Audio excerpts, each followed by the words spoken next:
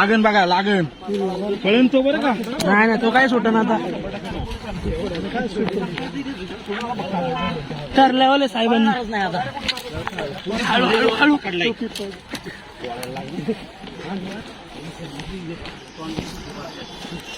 कुठल्या नाही तरी कमी मारलाय त्याला कमी मारलाय त्याला गोडेगावचा आहे म्हणते